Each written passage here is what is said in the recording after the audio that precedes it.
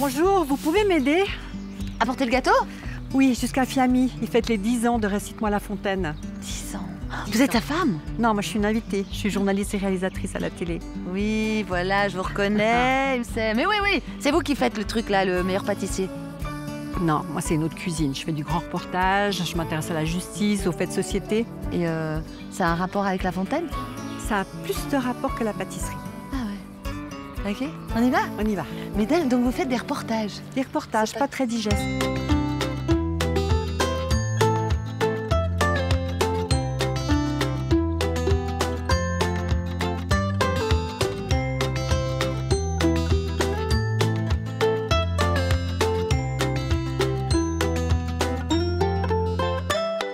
Fiammi, Oui? t'es là? Par là, oui? T'es là? Anne-Fred? Oh, T'es là? Oh, mais quelle merveille! Joyeux anniversaire. Tu vas pas me faire chanter, mais j'aimerais quand même dire joyeux anniversaire. Hein. Oh, alors, 10 attends. ans, récite-moi la fontaine. 10e année. C'est extraordinaire, non? Ouais. Bon, tu portes bien ton Magnifique.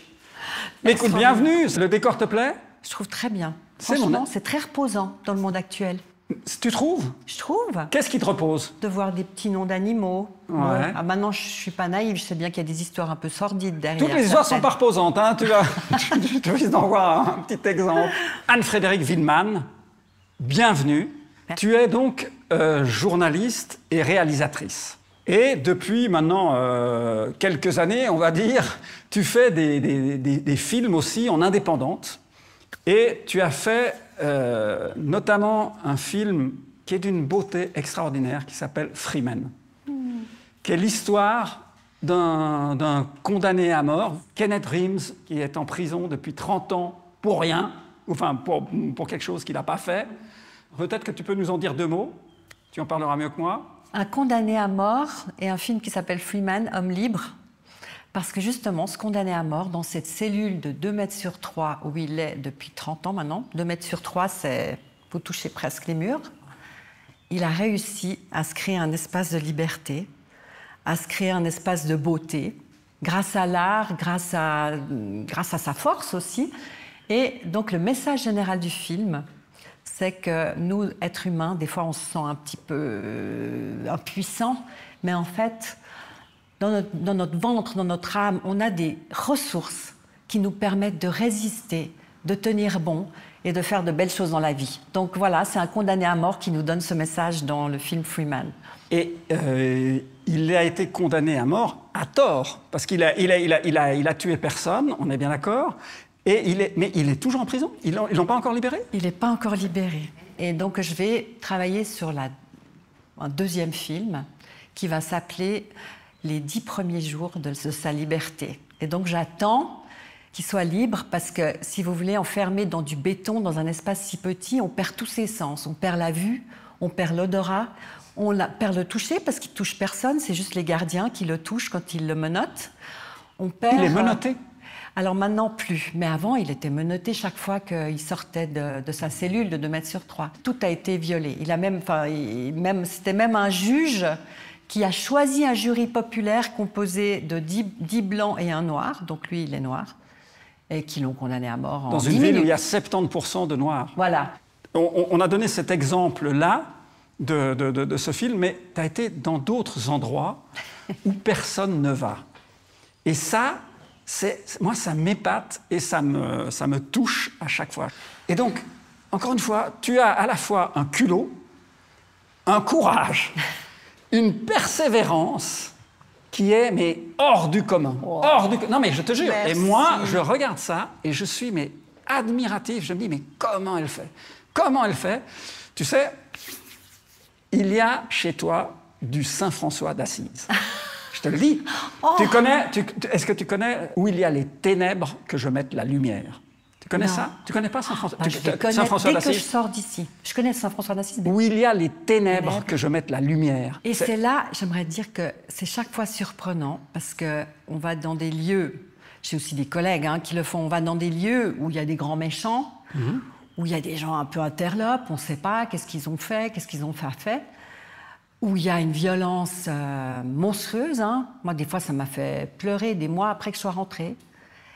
Et où il y a aussi cette lumière, où tout d'un coup, il y a ces gens qui arrivent à être extraordinaires, qui arrivent à être de belles personnes, qui arrivent à être solidaires, qui arrivent à dire des belles choses dans un environnement de ténèbres. Et je dois dire que, paradoxalement, ça donne foi un peu en l'humanité. Et aussi, moi, je vois ça comme... Enfin, c'est aussi un message que j'ai envie de donner aux gens, hein, quand ils voient les reportages, quand ils voient Freeman, qui est sur Play Suisse, d'ailleurs. Mais j'aimerais aussi qu'ils se souviennent qu'indépendamment de ce que tu fais, de qui tu es, on a tous le droit, en tant qu'humains, à un minimum. On est tous égaux devant la loi, on est un état de droit, et donc c'est pas parce que tu as commis une erreur qu'on peut t'écraser la tête par terre. Et pas parce que pour protéger celui qui a fait du mal, mais pour nous rester humains, pour nous pouvoir nous regarder dans la glace et dire « Ah ben voilà, j'ai pas commis quelque chose d'irréparable. » La Fontaine, il a, comme toi, la passion de la justice et du droit. Il était avocat. Ah, il était avocat. De formation. Il n'a jamais plaidé, mais il a une formation d'avocat. Les seules plaidoiries qu'il a faites, ce sont ses fables, où il défend la nature, où il se bat contre l'injustice. Il donne des droits à la nature, il donne des droits aux animaux. Il se bat contre l'ingratitude, contre la cruauté, souvent, tu vois, qui est... Toi, je ne sais pas, est-ce que tu as un rapport avec les fables de La Fontaine? Est-ce que tu les connais? Alors, je connais les grands classiques. Il y en a une qui m'avait un peu traumatisée quand j'étais petite. Ouais. C'était La cigale et la fourmi. Ah. Parce que je comprenais qu'on était censé être des fourmis, mais en fait, je détestais cette fourmi. Je trouvais qu'elle était moralisatrice, elle faisait que travailler. En fait, le chant m'attirait beaucoup plus. Donc je me disais... Donc tu aurais dû te reconnaître dans la cigale. Oui, mais en même temps, cette cigale, elle a un peu le mauvais rôle, non, dans cette fable? Parce que c'est quand même elle, après, qui va mendier l'aide de la fourmi, si je me souviens bien. Oui, mais c'est pas interdit de tendre la main. Ouais, mais je pense que dans notre culture, c'est pas très valorisé, pas très bien vu, non? Enfin, ouais. Peut-être que j'ai mal compris. Non, mais c'est ce qui est formidable, c'est que chacun peut les comprendre à sa manière. Voilà, donc en gros, j'aurais voulu être une cigale. J'aurais voulu être une cigale sans culpabilité. D'accord. on peut pas tout avoir, madame. Faire. Voilà. Donc avec toi, c'est compliqué de choisir une fable qui colle à la fois à toi et à l'actualité, parce qu'il y en a plein. On aurait pu prendre Le Loup et l'Agneau, mais c'est le 10e anniversaire de Récite-moi La Fontaine. Et Phébus et Borée a un message qui, à mon avis, est particulièrement d'actualité. Donc, elle est un peu longue, mais elle est facile. Ah bon, Est-ce que ça te va? Moi, ça me va très bien. On y va? En plus, une découverte. Alors, c'est là que tu les tires au sort. Ouais, on a fait tirer à la courte fable. Tu es prête? Prête. C'est parti. Phébus et Borée, est-ce que ça te dit quelque chose, ces noms, ou pas grand-chose? D'accord. Ça me dit quelque chose, mais rien de plus. Voilà, je peux dire moi aussi. Moi, c'est un de mes plaisirs quand je découvre une nouvelle fable, c'est que j'apprends des mots. J'apprends des mots, j'apprends du vocabulaire, et puis je voyage. Phébus, c'est le dieu de la lumière, du soleil, c'est Apollon. Et Borée, c'est le dieu des vents du Nord. Les vents du Nord, ils sont comment? Froid. Ils sont plutôt froids. Hein. Ils sont forts ou ils sont doux? Fort, je pense, non? Plutôt forts. Donc, d'un côté, la lumière, la chaleur, de l'autre, le vent, le froid. Donc les dieux sont des gens qui ont... des super pouvoirs. Des super pouvoirs. Est-ce que les pouvoirs des dieux sont les mêmes que les nôtres? Moi, je pense. Ah! Tu es pour l'égalité. Hein? Ah ouais, c'est pas mal. Je pense que nos histoires, elles sont toujours le reflet de nous-mêmes, hélas. On a du pouvoir. On a du pouvoir. Il est où ce pouvoir? Il est dans notre colonne vertébrale, dans ce qu'on défend, notre interaction avec les autres, ce qu'on donne au monde, comment on réagit aux mauvaises nouvelles. Enfin, on a plein de pouvoirs. Tu as prononcé un mot fondamental pour La Fontaine, c'est donner. Il faut donner. D'accord? C'est en donnant qu'on reçoit, nous dit saint François d'Assise. D'accord? Ouais. C'est toujours ça. Okay? Ouais. Et donc, on va plonger dans la fable. Borée et le soleil virent un voyageur. Et ils sont où, les dieux? Ils sont sur leur petit nuage. Ils sont sur le petit... moi aussi, moi je les vois sur le petit nuage, comme ça. Ils sont là, comme ça, puis ils observent. D'accord? Puis il y avait un cortège de migrants qui passait en dessous.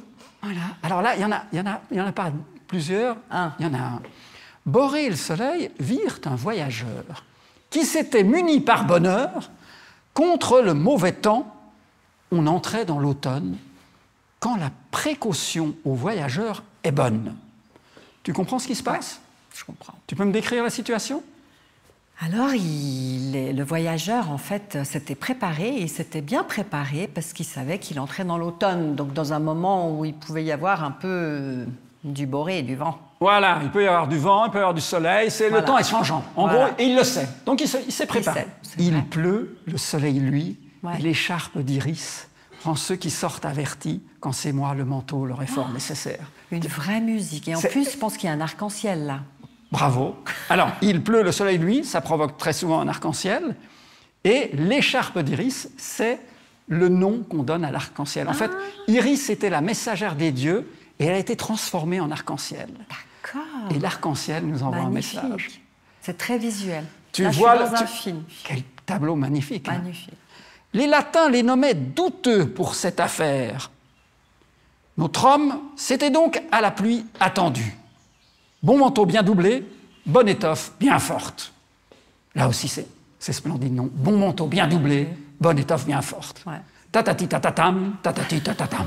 Non?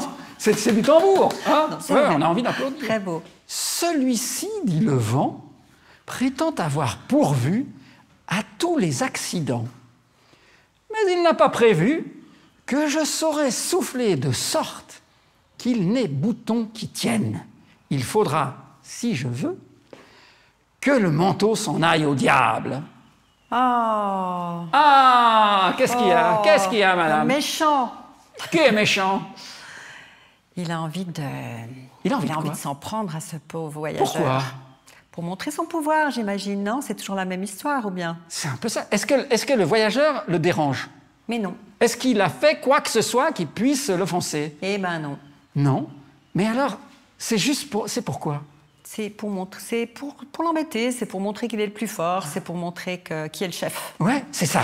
C'est ça. C'est drôle.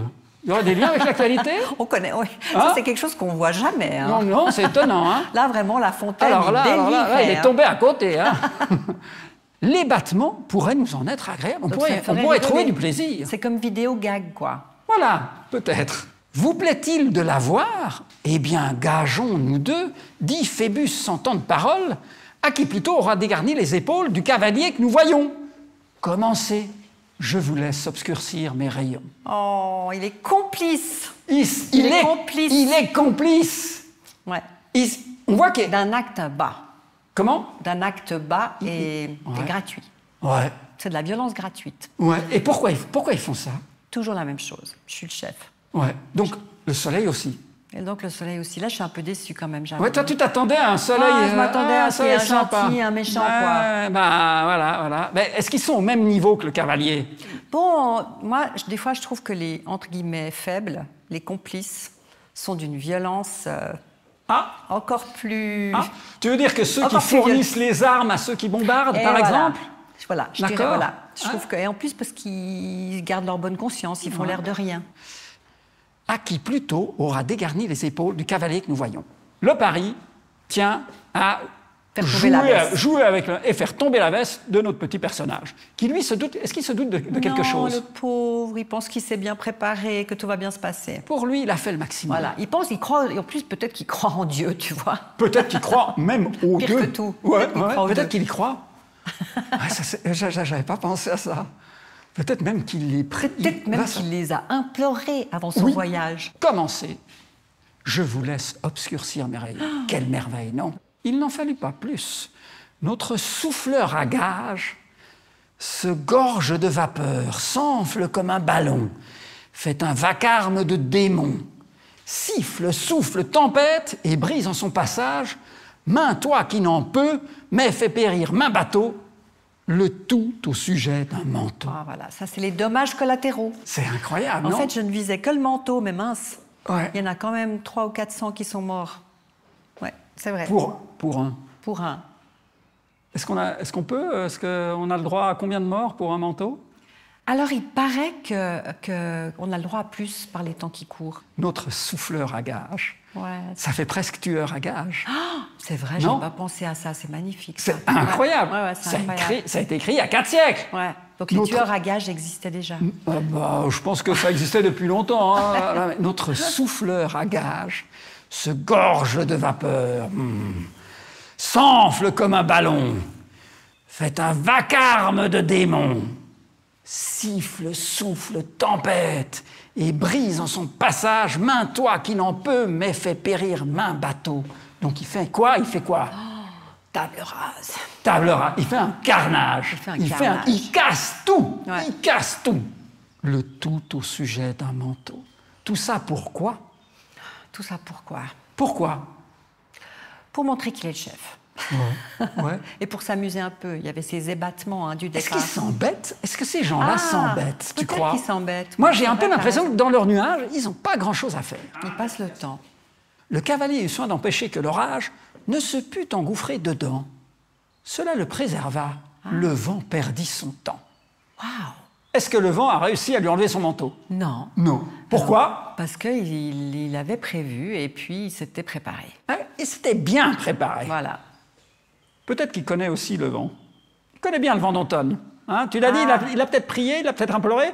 Il se dit oui, mais je vais quand même Je me méfie boutonner un peu. encore un petit peu là jusqu'en haut. Hein. Plus il se tourmentait, plus l'autre tenait ferme. Donc c'est-à-dire que plus le vent le secoue, et plus notre gars, il résiste. Hein.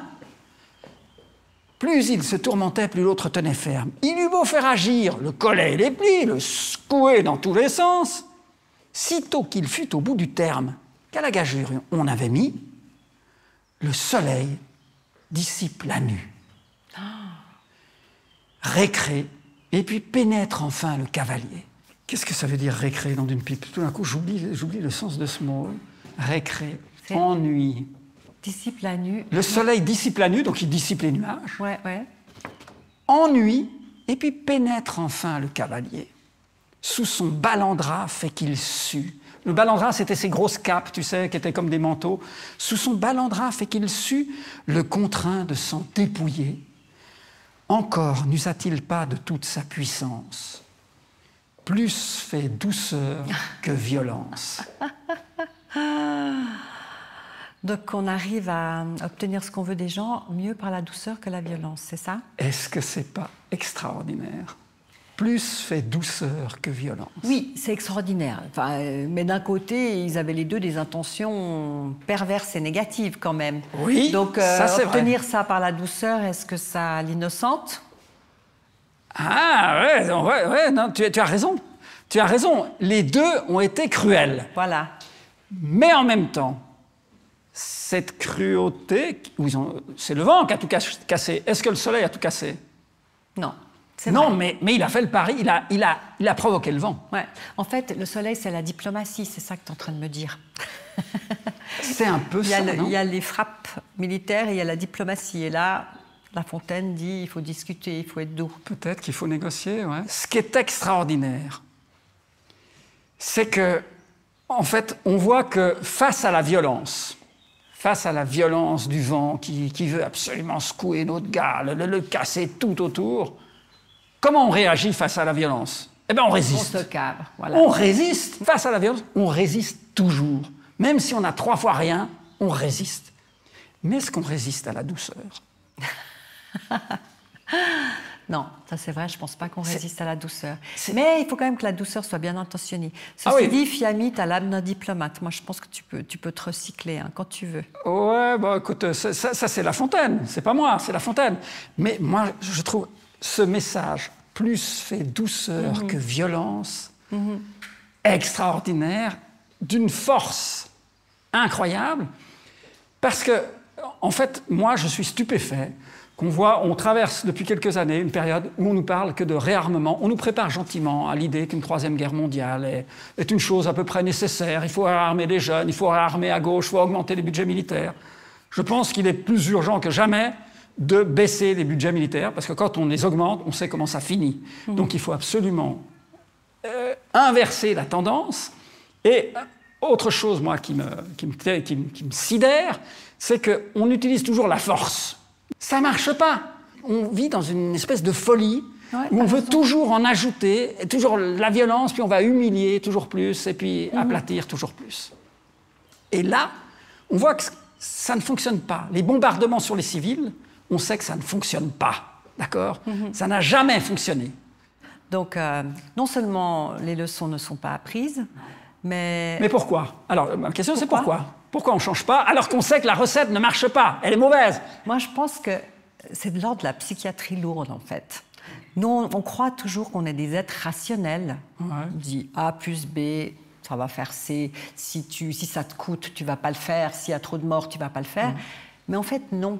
En fait, il y a vraiment des personnalités dans l'histoire, et même dans la petite histoire, dans nos histoires à nous tous, de gens qui font des choses pas rationnelles, gratuites, mais qui sont destructrices. Ouais. Et je pense que c'est de cet ordre-là. Et on doit se poser chaque fois la question, comment les arrêter? Et ça, c'est Et la les question qu'on prévenir. doit se Et les poser. prévenir. Comment les prévenir. prévenir, comment les arrêter? Et quand on les a en face de nous, que faire? Ouais, Tu moi, je fais pense- quoi? Ouais. Tu Ah, bah oui. dénonces le vent, là, ou tu te dis, je vais attendre que le vent passe? Toute cette violence crée beaucoup de lâcheté, et peut-être que la lâcheté ensuite engendre de la violence. Donc, c'est des questions Et c'est qu'on un doit cercle tous se vicieux. poser. C'est un Et donc, cercle c'est pour vicieux. ça que, de mon point de vue, ce message, plus fait douceur que violence, il faudrait peut-être y réfléchir, non? Peut-être, tu sais, dans une autre fable, La Fontaine nous dit « Il se faut entraider, c'est la loi de nature ». Qu'il y a Mais tu vois- une seule loi dans la nature, une seule, Ouais. il faut qu'on s'entraide. Et tu sais ce qui arrive quand on ne s'entraide pas? On meurt. Voilà, tu l'as compris. C'est la réalité en plus. Ouais. Mais ceci dit, je pense que c'est un beau message, la douceur, mais c'est aussi un message un peu cynique. Il est un peu machiavélique là, parce que l'intention de départ, c'est quand même d'imposer un comportement à quelqu'un. On ne peut de pas imposer nuire la à démocratie, quelqu'un. par exemple, madame? Pardon? On ne peut pas imposer la démocratie? Hein? On ne peut pas imposer Ça la marche démocratie, pas. et j'espère qu'on ne peut pas imposer la dictature non Ouais, plus. ouais, ouais. Il y a quelque chose d'extraordinaire avec les fables de La Fontaine, c'est qu'on peut les lire, on peut les dire, et puis on peut aussi les réciter.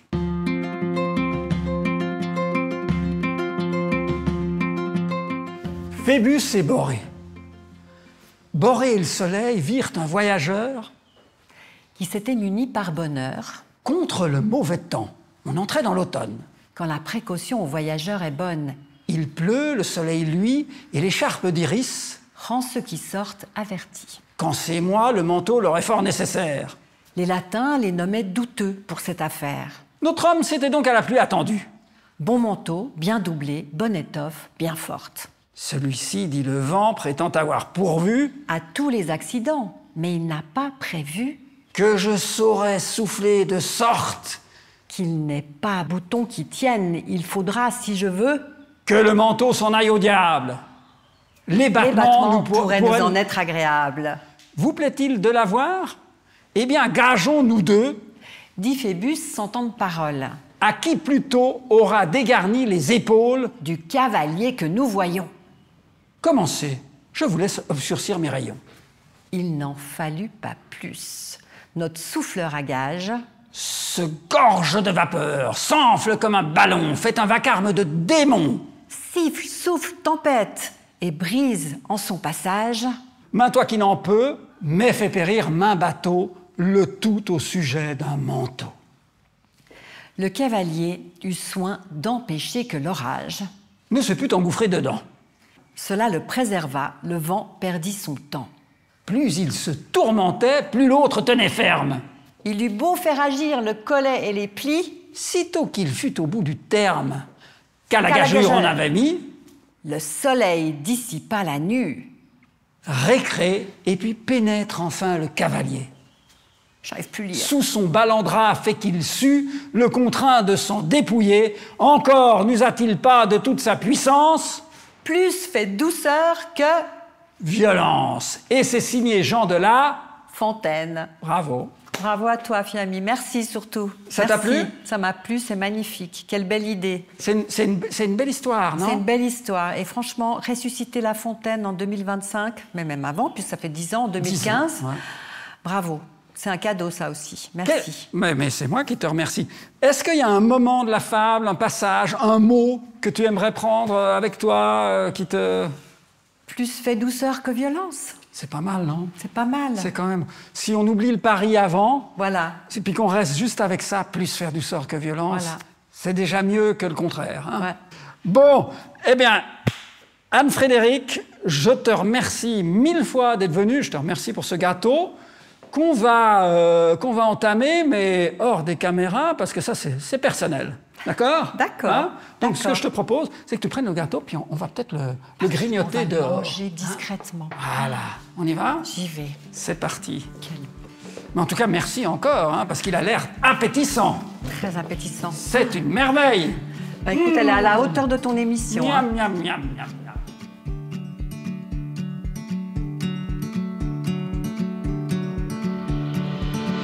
Ah, alors, il était bon ce gâteau? Délicieux. Mais la fable, c'était vraiment pas de la tarte. Et j'ai réfléchi, si on faisait une émission de pâtisserie toutes les deux ensemble. Ah mais ouais, puis on l'appellerait les tartes de la fontaine. Ah, c'est bien ça. Attends, rien ne sert de bouillir, il faut retirer à point. Camille adorait ça. Attends, j'ai une autre. Le corbeau et le fromage. Ouais, mais à la fin, alors on festin, hein. Ah oui. On mange ah oui. tout, hein. Ah oui, oui, allez. Bon, J'ai moi, du faut que je boulot, rentre. moi. Ouais, Et merci, hein. Merci pour votre aide, hein. De rien, Vous m'avez hein. sauvé, hein. Ouais, c'est que Bonne maintenant, journée. Ouais, maintenant je vais écrire des choses. J'ai une plume. Ça plairait à Fiammi, ça.